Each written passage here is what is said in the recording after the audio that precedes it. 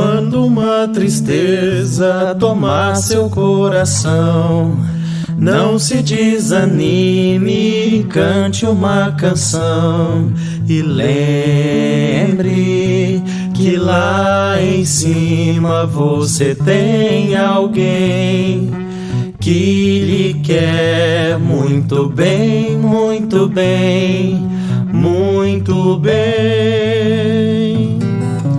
Quando uma dorzinha danada de doer bem lá no fundo te fizer sofrer, lembre que lá em cima você tem alguém que lhe quer muito bem, muito bem, muito bem.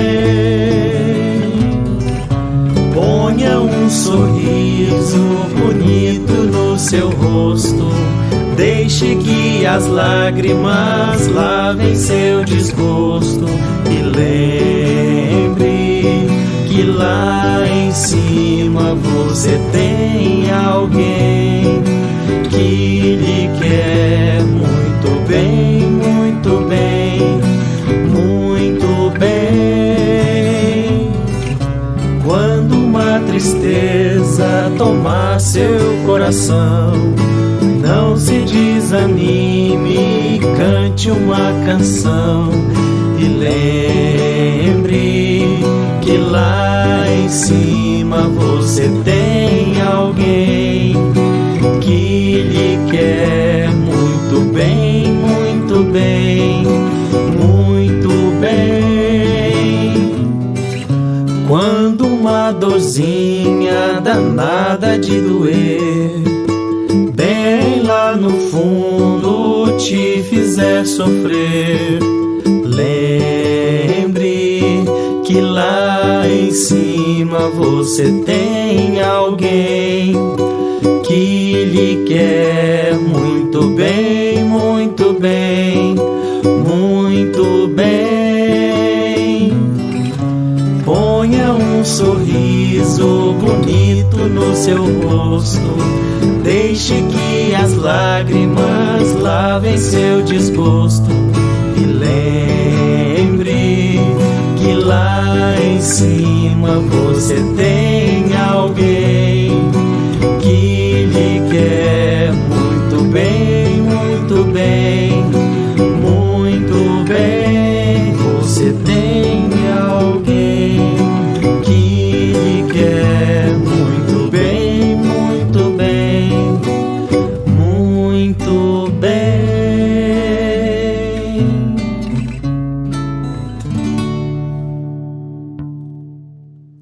Boa noite, meus irmãos. É uma alegria estarmos juntos novamente. Daremos início a mais uma palestra pública de domingo da Casa Fego, com a leitura do livro Agenda Cristã, uma psicografia de Francisco Cândido Xavier, pelo espírito André Luiz. Capítulo 3. Privilégios cristãos. Manter suprema fidelidade a Deus. Olvidar os próprios desejos, atendendo aos superiores desígnios. Humilhar-se para que a mão do Senhor seja exaltada. Conquistar a si mesmo. Renunciar com alegria em benefício dos outros. Retirar lucros eternos de perdas temporárias. Trabalhar na construção do reino divino. Esperar quando outros desesperam. Penetrar o templo do silêncio, em meio do vozerio. Guardar a fé acima da tormenta de dúvidas. Calar a tempo, de modo a não ferir. Falar com proveito. Ouvir o divino amigo em plena solidão. Servir sem recompensa. Suportar com valor a própria cruz. Sofrer aprendendo e aproveitando. Amar sem exigências. Ajudar em segredo. Semear com Cristo, desapegando-nos dos resultados. Encontrar irmãos em toda parte. Cultivar o prazer de ser útil. Discernir o justo valor das causas e das coisas. Santificar o mal. Amparar com sinceridade os que erram. Perdoar quantas vezes for necessário. Superar os obstáculos. Conservar a jovialidade e a doçura. Sustentar o bom ânimo. Desprender-se dos enganos do mundo antes que o mundo nos desengane. Perseverar no bem até o fim. E após essa mensagem tão elevada, convido a todos a buscar serenar a mente, acalmar o coração, procurar estar presente aqui e agora, mesmo que distantes, buscar a conexão com o alto e aproveitar ao máximo essa oportunidade que estamos tendo de ouvir mais uma palestra espírita e procurar absorver ao máximo os ensinamentos do Cristo e colocá-los em prática no dia a dia, buscando a reforma íntima, o autodesenvolvimento. Que a gente possa aproveitar ao máximo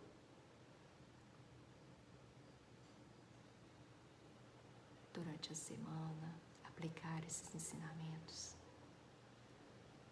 e que seja uma semana de muita luz para todos. Que assim seja. E o palestrante dessa noite é Rômulo César Barbosa Marques. Ele é participante do Centro Espírita Amor e Caridade e da Casa Fé Ego, no setor de evangelização do Grupo da Família. Seja bem-vindo e uma excelente palestra a todos. Olá, pessoal. Muito boa noite. É um prazer poder voltar aqui e falarmos hoje, especialmente com muito carinho, sobre a grande saga de Jesus, a grande passagem do Mestre querido por nosso mundo, desde a pequena Belém até a imensa Jerusalém, trazendo para nós aí pequenos recados de amor e ensinando-nos de verdade a como crescermos. Então esse Jesus que nasce carinhosamente em Belém, na chamada Casa do Pão, não poderia ser diferente. Jesus é o alimento que definitivamente é nos enviado por Deus para que possamos sorver este pão com muito amor. Onde que nós nascemos, na verdade, para Jesus? Aonde está a nossa estrebaria?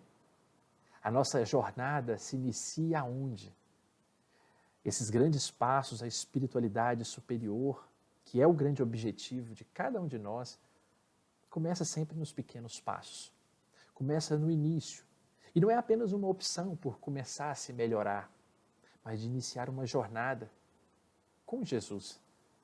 Uma jornada com mais vontade, com um desejo sincero. Não apenas como aquele da turba, da multidão, que vai, angaria um favor, pede uma cura e retorna para o ambiente de origem. Mas daquele sincero discípulo, vocacionado ainda futuramente a quiçá o apostolado. Aquele interesse que mesmo no meio da simplicidade, seja de recursos materiais, seja de recursos espirituais, deseja caminhar, certo das suas possibilidades. Então isso é nascer de novo. E Jesus, obviamente, quando começou essa sua jornada lá em Belém, Também começou sofrendo as dificuldades e agruras do mundo. Foi então inspirado que José o levou para o Egito, porque estavam correndo um risco de ser atacado, morto. E esse é o início de toda a jornada, quando há o desejo sincero de vencer, de alcançar esses cumes da espiritualidade, todos serão perseguidos. Muitas vezes, até segundo o benfeitor Emmanuel, por aqueles que nos amam. Muitas vezes não sabendo por quê, nos colocam contra a parede, nos chamam de fanáticos e acabam, no final das contas, nos amarrando fortemente até que nós abandonemos a ideia. É bom lembrarmos que a resistência e a força muitas vezes exige também que aguardemos ou que saibamos a melhor interpretação de seguir em frente nisso.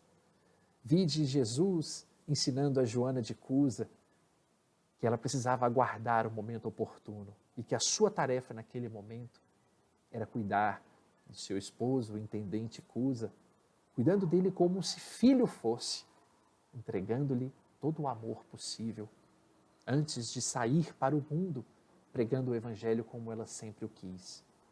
Isso mostra, na verdade, que ainda muitos não compreendem e procurarão aprisionar.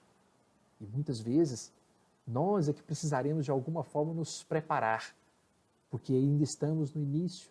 Então haverá ainda choro em Ramá, como diz o trecho bíblico, nesse momento da migração em que Jesus vai então, na sua saga, ao Egito. Então é a hora de voltar, de dar sequência então à sua vida, agora já mais acostumada, vencidos de sabores iniciais. A família de Jesus pretende ir para a Judéia, mas Deus, por uma razão muito maior, não lhes permite ir para a Judéia e os levam para a Galileia. Agora nós vamos conhecer o Jesus de Nazaré. Que orgulho, hein? O Jesus de Nazaré. É como se fosse o Jesus de Goiânia, o Jesus de São Paulo, o Jesus de algum lugar. O privilégio de ter um mestre, o governador do planeta, nascido em suas cercanias, fez com que, na verdade, Jesus, então, se dedicasse a essa cidade com empenho, com trabalho, com afeto, à sua própria família, fazendo dali o ambiente em que estava solidificando e consolidando a sua missão na melhor realização do que poderia ser feito. Então, embora houvesse motivos políticos e também espirituais para não irem, ali permaneceram. E aí fico me perguntando, como estamos nós nos dedicando à nossa família, ao nosso trabalho, preparando aos poucos, não só para essa experiência de vida agora, mas especialmente para as futuras encarnações, quando já devemos estar ainda melhores, ainda prontos para doarmos. Jesus não alcançou os píncaros de espiritualização mostrada às pessoas de um dia para a noite. Ali já o era um espírito puro, mas ele não exigiu e não disse para todos, lá em Nazaré, quais eram os grandes segredos do reino, desvendou-lhes as melhores histórias naquele momento. Do contrário, passou vários anos se preparando, tornando aquilo possível, construindo o ambiente necessário, vivendo o trabalho e a família. E na sua grande viagem, quando então resolveu adentrar no espírito público dessa implantação do reino celestial, foi então na região de Betânia, a casa das tâmaras, a próxima cidade que mencionamos, em que Jesus, à beira do Jordão, é batizado então por uma alma afim, uma alma amiga, o precursor João Batista, que veio, na verdade, promover e dar então vazão para que Jesus mostrasse o verdadeiro sentido do baptismo, o mergulho não em águas, mas o mergulho em si.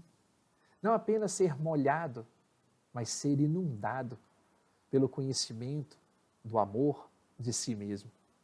Como Jesus viria mais tarde, inclusive, a chamar, a dar o belo nome de entrou em si, na famosa parábola do filho pródigo, em que o filho se reconhece, se observa, vê os seus defeitos, não nos tem como vergonhoso, mas do contrário, vai buscar a Deus, vai tomar, na verdade, consciência e ajudar a si e aos outros com quem caminha.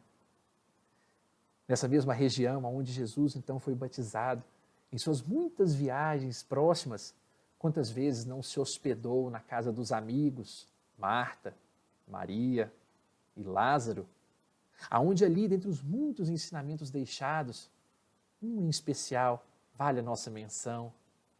As lições sagradas em que eles conversando, Marta ocupada com os afazeres de limpeza, e então reclama que Maria sentada ao pé, ouvindo Jesus e as verdades que ele trazia, e Jesus então lhe diz que Marta estava afoita, que precisava aprender a buscar o necessário. E o necessário, definitivamente, não eram somente as pequenezes do mundo, mas as grandezas celestiais. E que Maria, naquele caso, estava buscando a parte boa, que não lhe seria tirada. Estava definitivamente trabalhando pela implantação do reino, não no sentido de ficar sentada, mas se preparando para o trabalho. Enquanto Marta fazia o trabalho, mas comparando-se com a outra, não simplesmente pelo amor em fazê-lo. Então Jesus ali, numa dessas experiências, nos mostra e nos deixa questionar se a região de Betânia não está, na verdade, nós não estamos entrando em nós mesmos. Estamos buscando fazer cada vez mais o necessário por onde passamos. Se estamos refletindo, se estamos realizando, de fato, tudo aquilo que está ao nosso alcance, fazendo aquela reflexão simples que Santo Agostinho nos convida no Livro dos Espíritos, quando nos diz que para conhecermos a nós mesmos é preciso refletir, pensar em tudo o que fez durante o dia, para que ao final do dia possa então tomar nota e aos poucos pensar em fazer diferente, em dedicar-se de forma especial. Jesus então, numa das suas viagens, volta a Galileia, agora a Cafarnaum. Cá a Cafarnaum, a terra, na verdade, da adoração. E quando se fala em aldeia da consolação, que é a tradução próxima do que se imagina, Cafarnaum, embora fosse reconhecidamente um entreposto de cobrança de impostos para o Império Romano, ali em Cafarnaum foi onde Jesus teceu ou realizou os maiores, que são comumente chamados de milagres. Mas os grandes momentos em que Jesus ali passou, nós vamos ver que, embora tenha curado o servo do centurião, a sogra de Pedro, Natanael ben Elias, o paralítico, que subiu na casa de Pedro e desceu aos pés do mestre, nos belos dizeres de Amélia Rodrigues, Jesus ali convidou Mateus para vir participar do apostolado. E viajaram tanto pelo chamado Mar da Galileia, o lago aonde entrou, obviamente, ali no momento em que o mar se revoltou e Jesus o acalmou. Foi onde Jesus multiplicou pães e peixes. Então, por uma série de eventos acontecidos em Cafarnaum, cabe-nos a pergunta, cabe-nos a reflexão nessa noite: como estão os nossos milagres? Como nós estamos, na verdade, trabalhando nas nossas atividades, nessa jornada, para tentar tornar especial o mundo de alguma forma? Que tipo de alimento estamos multiplicando às pessoas? Que tipo de mar estamos enfrentando? E se estamos chamando Jesus, de alguma forma, convidando-o para serenar e acalmar, ou estamos apenas esperando, deixando de alguma forma o barco afundar, ou desesperando as pessoas que estão caminhando conosco, ou estamos de fato levando-lhes esperança, curando-lhes da chaga da desesperança e do mal? São perguntas que a cidade de Cafarnaum nos oferece, porque de alguma forma é aquele instante que nós vamos defrontar conosco mesmo. Dedicação ou egoísmo? Compaixão ou indiferença? Amor ou ódio?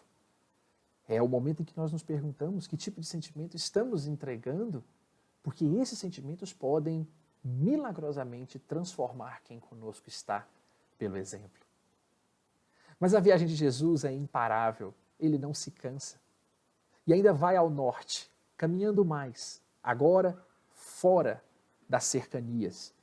Vai à Fenícia, vai passear pelas cidades de Tiro e Sidom, aonde na verdade ainda cura a filha de uma gentia.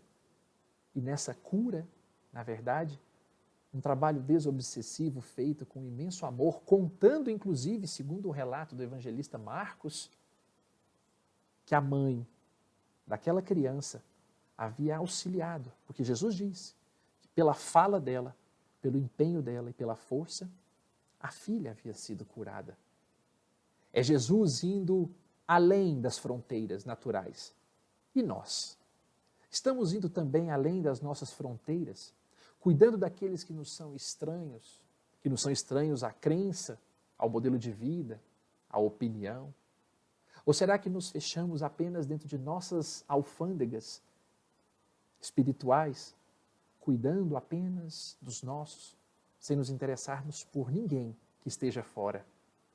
Jesus já havia nos dado um exemplo gigantesco, quando, por exemplo, em outra viagem, ao se dirigir do sul ao norte, tinha a opção de caminhar pelo Mediterrâneo, tinha a opção de caminhar rente ao Rio Jordão, subindo na tranquilidade e na mansuetude do rio, mas fez a opção por ir pelo caminho do meio, o mais difícil, pelas montanhas de Efraim. E ali ele sabia, ele tinha certeza que iria encontrar naquele lugar uma mulher. Passando pelas montanhas que levavam a Samaria, lugar onde os judeus não costumavam caminhar, Jesus então senta-se ao poço de Jacó e pede então àquela mulher que ali estava: dá-me de beber. E era muito estranho.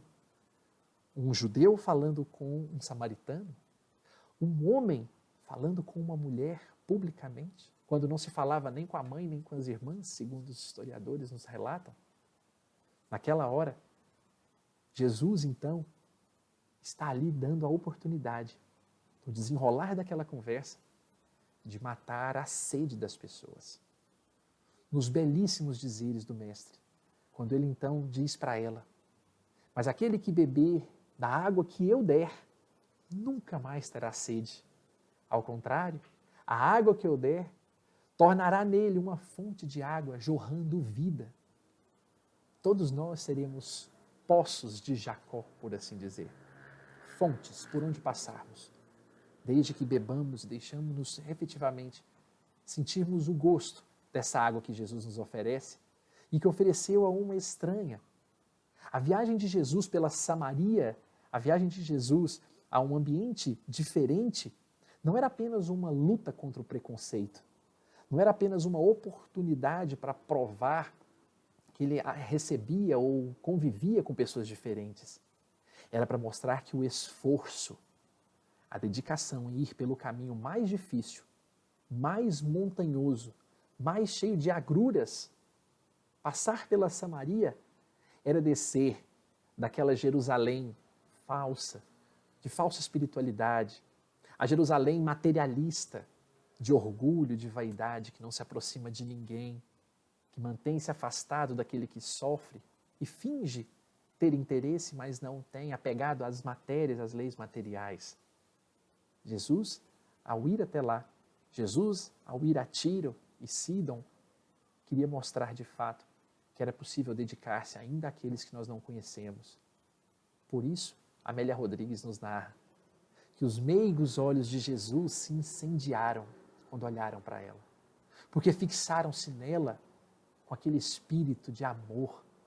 E ela, que sabia-se pecadora, sabia ser sofrida nas suas angústias, ferida, humilhada de alguma forma, as lágrimas lhe escorreram. E quando as lágrimas escorreram, foi a hora que ela então percebeu-se encantada pela força magnética que Jesus oferecia, quando então, verdadeiramente, alguém se deixa entrar por ele que nos bate à porta todo o tempo. Jesus então, caminhando, ainda nessa região norte, passou então pela cidade de Betsaida, cidade à beira do lago, cidade que tem o nome traduzido como a casa do pescador ou a casa da pesca. E ali ele faz uma cura de um homem, um cego. Mas tão bonito é, a verdade, essa cura, mais do que a cura em si só.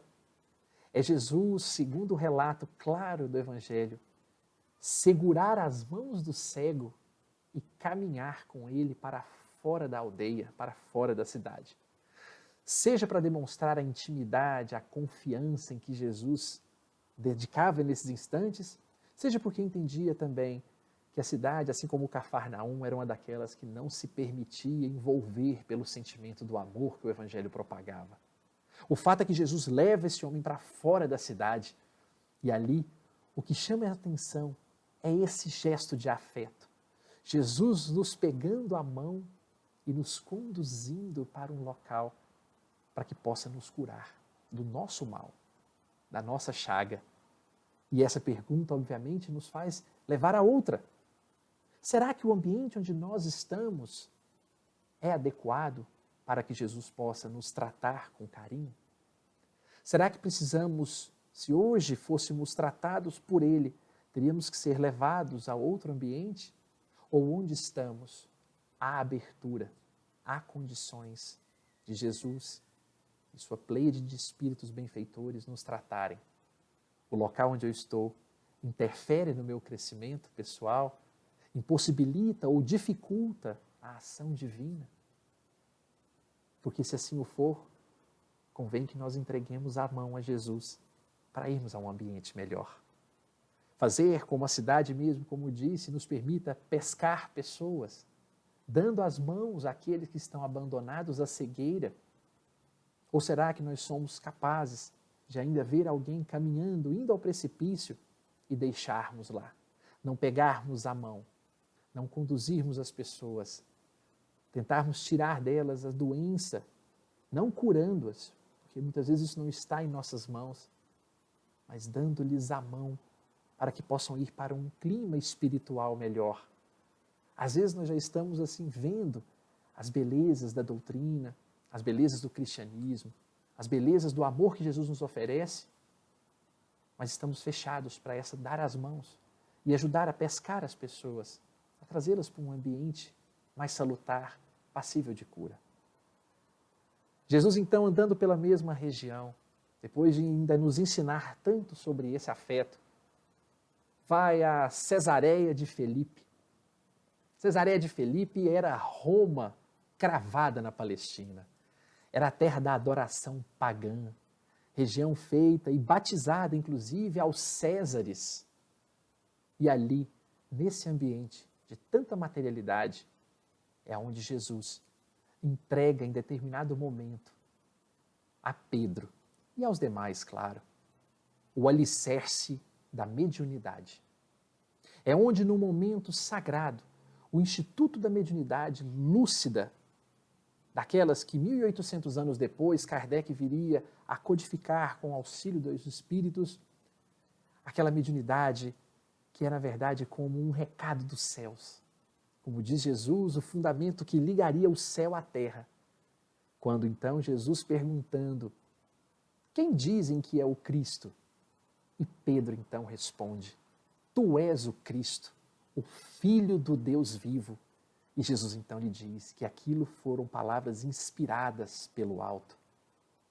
E aí mais à frente, uma experiência um pouquinho após, quando Jesus conta das dificuldades e durezas do Calvário, o mesmo Pedro, que há pouco havia sido inspirado pelas informações celestiais, não, Senhor, Deus terá compaixão de ti e nada disso vai acontecer.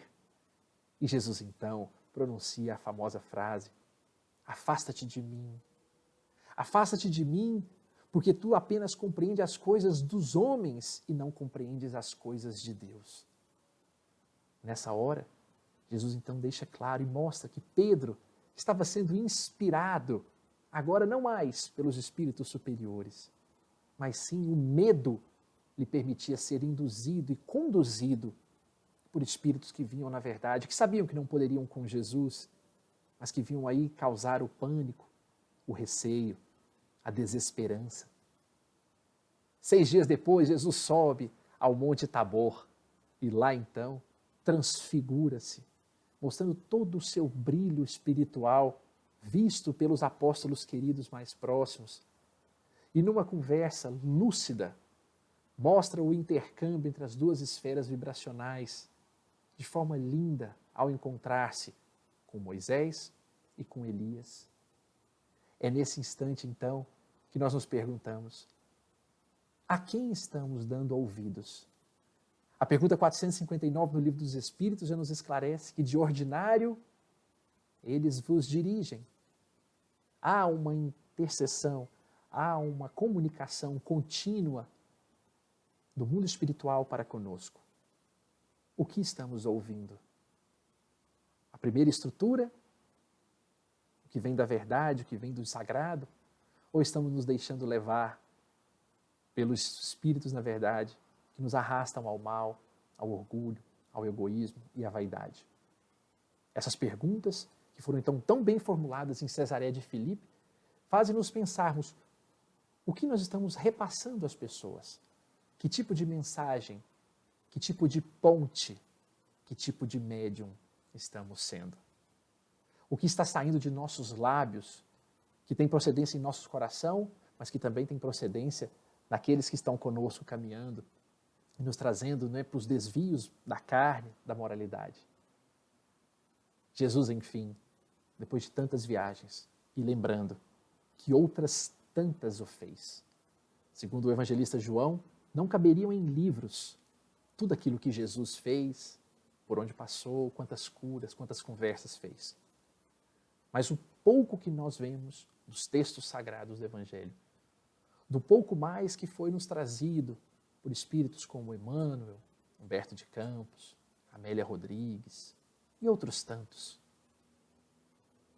vem, na verdade, nos mostrar que essa saga de Jesus, todos os símbolos, todas as cidades, foram carinhosamente preparadas, trabalhadas, para que nós pudéssemos entender essa saga. Jesus, então, chega em Jericó, a cidade dos perfumes, o chamado lugar perfumado, a cidade do comércio, que representa, sim, a materialidade mais ampla. Pertinho do Mar Morto, a 700 metros abaixo do Mediterrâneo. Ali, sim, nós vemos uma cidade que é colocada numa região geográfica bem baixa. A Jericó, que tantos saques, tantas destruições, uma das cidades mais antigas da humanidade, talvez aí datando de 7.000 anos antes de Cristo, começando a se formar, era, na verdade, o símbolo dessa materialidade. Então é por isso que Jesus, não por outro motivo, deixa bem claro que na parábola do bom samaritano, aqueles que desciam, o fariseu e o levita, desciam espiritualmente da Jerusalém, do senso espiritual, e se deixavam em condição inferior naquele momento, e não entregavam o seu amor àquele que sofria no meio do caminho. Descia de Jerusalém para Jericó. Do contrário, o samaritano viajava por aquela região. Então, foi lá e promove aquele gesto de amor ao recebê-lo, ao cuidar dele com carinho.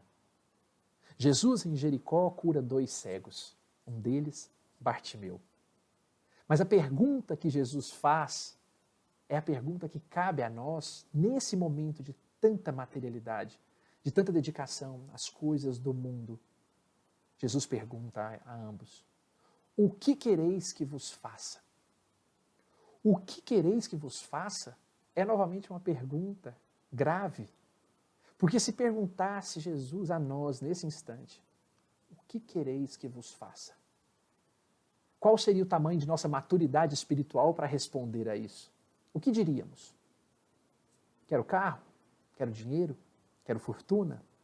Quero conforto para a minha família? Ou não? Diria, eu quero apenas a roupa do meu corpo? Eu quero felicidade? Eu quero amor? Eu quero paz em família? Qual seria a nossa resposta? Lembrando que Jesus, de forma sublime, ele, na verdade, quando recebe a resposta, porque o que ele faz é uma indagação lógica, é uma indagação crística, é uma indagação divina. Porque sabendo do caráter de Jesus, Como diz Amélia Rodrigues, ele não se impunha, ele não cobrava, ele ouvia o problema do sofredor e entregava a ajuda para que ele pudesse solucionar. Era uma espécie de poema de ternura, porque Jesus não vai entregar um olho sarado para Bartimeu, porque não é o que Bartimeu pede. Bartimeu não fala, Senhor, me dá um olho que funcione. Bartimeu vai um pouco além e diz, na verdade, que nos restitua a visão, permitindo-nos ver. Que restitua-nos a visão, permitindo-nos ver. É Jesus entregar a eles condições, então, para que pudessem ver por si só. Não era entregar um olho novo, era, na verdade, entregar o sentimento, mostrar o caminho, o Evangelho como a grande bússola que nos convida, que nos atrai, que nos leva, na verdade, a mostrar que aqueles homens que pediam para ver, eles não queriam simplesmente ver no sentido de enxergar, queriam sentir, queriam mudar, queriam ver com os olhos de ver, andando de forma diferente, ouvindo de forma diferente. Porque Jesus não veio ao mundo, como diz nosso amigo Haroldo, para curar um braço, uma perna, para sarar um olho. Ele não veio a esse mundo para ajudar alguém que tivesse um câncer ou uma hanseníase e simplesmente desmontar e tirar aquilo para que sarasse o corpo, porque o corpo é efêmero, o corpo é finito. Jesus preparou tudo isso para vir, na verdade, consertar, corrigir, educar o que é infinito, o espírito. Porque não bastava só entregar um corpo saudável, como foi com Natanael Ben Elias, aquele paralítico que foi curado e sabidamente pela mediunidade de Valdo Franco, vem então mostrar-nos que acabou se entregando novamente aos desvarios da carne. De que adianta um corpo novo se a alma não se renova? De que adianta o vinho novo se o odre é velho? De que adianta o tecido novo se, na verdade, o tecido antigo não vai dar firmeza àquela nova costura?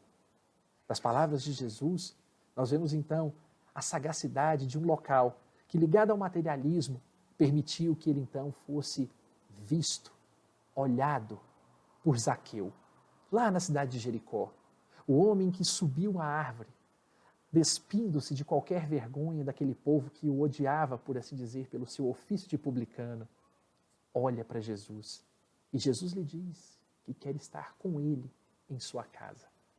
E nessa hora em que ele então vai à casa de Zaqueu, Zaqueu sente a transformação.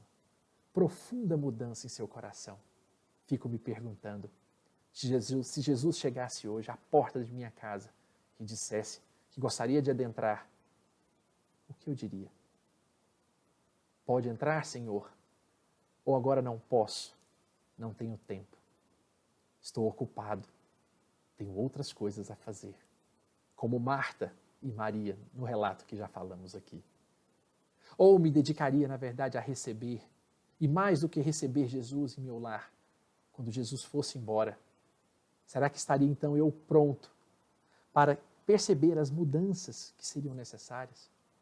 Jericó, então, não tem outro sentido, não só o aspecto material, mas no momento da materialidade, colocar-nos de fato contra a parede e perguntar-nos da nossa maturidade, tendo experimentado tantas outras vidas, tantas outras experiências. Se estamos dispostos a permanecer aqui, nesse ambiente material, gozando dos efeitos, dos fluidos, das coisas que a matéria nos proporciona, fazendo como o povo quando saiu do Egito, andando em círculos, por assim dizer, fazendo um percurso que poderia de carro ser feito em 1 dia, 2 dias, ou à época poderia ser feito em 15 dias, fizeram em 40 anos. Lembrando que o Livro dos Espíritos já nos esclarece que essa caminhada simbólica, que durou 40 anos, ela também representa cada um de nós, nas imensas quantidades de reencarnações que adotamos e que optamos por não caminhar, andando numa espécie de círculo que não vai ao encontro do que é a espiral da evolução, em que cada dia aprendemos e vamos subindo um pouco mais. Então Jericó é aquela cidade que nos convida a pensar. Vamos adotar agora a bússola, vamos pegar Jesus, o Evangelho, e vamos seguir em direção à última cidade, a cidade da espiritualização, a Jerusalém. Ou vamos ainda ficar aqui circundando, aproveitando-se dessas pequenezes que a matéria nos oferece, apenas delas, e deixando de lado o chamado reino de Deus, essa descoberta interior do amor que está dentro de nós, para podermos olhar apenas para fora, para o cheiro dos perfumes da matéria que nos oferece? Ou vamos fazer como Jesus? A última viagem que Jesus fez enquanto encarnado foi para buscar Jerusalém. Jerusalém, a terra prometida, o fim da jornada, o auge da espiritualidade, os cimos da espiritualização. Depois de tantas dores, angústias, famílias, problemas de diversas ordens, mas alegrias também, felicidades imensas, é chegada então Jerusalém, que não é à toa é chamada Cidade da Paz, lugar da paz, um dos pontos mais altos da Palestina. Caminhar a Jerusalém é então caminhar em direção ao Criador, é ir ao encontro de Deus, é ir aos cimos da espiritualidade. E Jesus então, como bem aqui fizemos, sintetizando as mais diversas experiências humanas, em todos os seus aspectos, foi galgando nessa grande saga, simbolizada em momentos de extrema importância, e obviamente, muitos deles, a grande maioria, sequer foram citados, mas caminharam todos em direção a esse local, os momentos de dor, de esperança, de descontentamento, de dificuldade, em que Jesus estava ali sempre motivando e transformando as pessoas, é também o caminho e a bússola de cada um. Enquanto vivermos apenas para nós, não estaremos caminhando em direção a Jerusalém, porque estaremos apenas olhando para aquilo que nos cerca, sem olhar para dentro. Jesus não poderia terminar em outra cidade que não fosse Jerusalém. Da humildade da manjedoura, lá em Belém, quando todos nós fomos criados também de alguma forma, numa macro jornada, simples e ignorantes, sem muitos recursos, fomos galgando, sendo iniciados em alguns detalhes, até que começamos a caminhar por nossa própria conta, seja numa vida, quando deixamos de ser bebês, seja nas imensas e infinitas encarnações como espírito que somos, a manjedoura de cada um, desde o sagrado útero, quando nada tínhamos, fomos então conquistando esses valores, essas experiências, e ao final das contas, a diferença que Jesus nos mostra na sua saga para a nossa, é que cada ato, cada gesto, cada olhar, cada cura, cada proceder de Jesus tinha um toque em tudo. Seja no trabalho do carpinteiro que ali produz, seja ao partir o pão com os apóstolos, seja no discurso escatológico dizendo das dificuldades que viriam pela frente, seja no trato com Pedro ao dizer-lhe, afaste de mim, Satanás, seja na dureza com os vendilhões do templo, seja no acolher as crianças. Em todos esses gestos, um item estava sempre presente com Jesus: amor. Nós, na nossa jornada, ainda estamos aprendendo sobre o amor. O evangelista Marcos já nos diz que por onde Jesus passava, distribuía virtudes. Consciente ou inconsciente das pessoas, mas ele sempre distribuía esse amor. E o último passo foi definitivamente o encontro consigo mesmo. Jesus já havia avançado, não estava como nós, numa escada evolutiva. Ele veio apenas, humildemente, fazer como todos nós, nascer, crescer, desenvolver-se e desencarnar numa existência para dar-nos o exemplo. O irmão mais velho mostrando ao irmão mais novo, dando a mão e dizendo, é possível. E nessa hora em que Jesus então, no alto da cruz, diz que está consumado, é porque de fato ele havia conseguido entregar um livro vivo, a bússola viva, ele, por inteiro, que é na verdade o convite feito a cada um de nós. Amélia Rodrigues faz uma breve explanação no texto inicial e chama-nos, na verdade, a pensarmos com carinho quando diz ali: tudo na sua vida de Jesus é aparente contradição que se enriquece de legitimidade em cada passo após a acurada reflexão. Seus silêncios são mais altissonantes do que todas suas palavras. Seus feitos não têm significado psicossociológico, mais poderoso do que todos os seus atos. A sua saga é o amor em plenitude. No entanto, escolhe pessoas simples, corações singelos, mentes não desenvolvidas culturalmente, para estabelecer as bases da vida eterna. Provavelmente sejamos nós. Provavelmente sejamos nós que estamos sendo de alguma forma escolhidos por Jesus, desde que nos interessemos então por fazer essa grande jornada, saindo de todos nós de uma Belém simples e pequena para os altos picos de Jerusalém, tornando-nos assim, com certeza, os espíritos que auxiliarão não só no trabalho de regeneração, mas especialmente na implantação do mundo feliz que nos aguarda a todos.